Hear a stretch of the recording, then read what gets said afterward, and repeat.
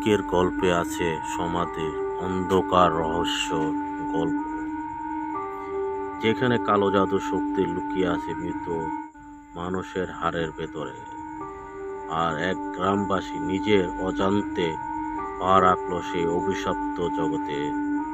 শুনুন সমাধির কালো জাদুর গল্প। ভয়ের আর এক নাম, ভূতের ইনভয়েস। গ্রামের নাম রহিমপুর। গ্রামের পাশে পুরনো এক কবরস্থান ছিল। বহুত বছর দিনের বেলা কেউ যেত না, আর রাত হলে মানুষ দূর থেকে এড়িয়ে এড়িয়ে চলতো কবরস্থানটি। কারণ সবাই জানতো এখানে এক কালো জাদুকর তার আসর বসাতো। এক রাতে রহিম নামের এক যুবক শর্টকাট করতে গিয়ে ভুল করে সে কবরস্থানের ভেতর দিয়ে চলা শুরু করলো। চারদিকে অন্ধকার, ভারী বাতাস।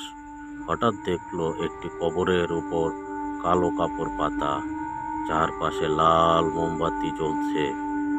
মাঝখানে বসে আছে এক বৃদ্ধ জাদুকর। তার সামনে মানুষের হাড় টুকরো, অদ্ভুত চিহ্ন আঁকা। জাদুকর মন্ত্র পড়ছিল, তুমি উঠো, ছায়া হয়ে আমার সেবক হও। রহিম ভয়ে চিৎকার দিয়ে উঠল।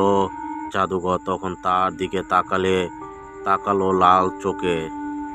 তুই আমার কাজে সাক্ষী হয়ে গেছিস, এখন তোকে ছাড়া যাবে না। মুহূর্তে কবর ফেটে গেল, আর সেখান থেকে এক ভূতের ছায়া বেরিয়ে রহিমের দিকে ধেয়ে এলো। রহিম দৌড়ে পালাতে গেল, কিন্তু পেছন থেকে ফিসফিসানি, তুমি বাঁচতে পারবা না। সে কোনো মতন গ্রামে ফিরে হুজুরের কাছে গিয়ে সব ঘটনা বলল। হুজুর সঙ্গে সঙ্গে আয়াতুল কুরসি পড়ে পানি ফু দিয়ে রহিমকে দিল। কিন্তু সেই রাতে রহিম আবার শুনল জানলার বাইরে ফিসফিসানি, আমাদের কাজ এখনো বাকি আছে। আজও সেই কবরস্থান অভিশাপ। কেউ রাতে সেখানে গেলে মোমবাতির টিমটিমানি দেখা যায়, আর শোনা যায় এক চাপা ফিসফিসানি, আমাদের কাজ অসমাপ্ত, কাজ এখনো বাকি আছে।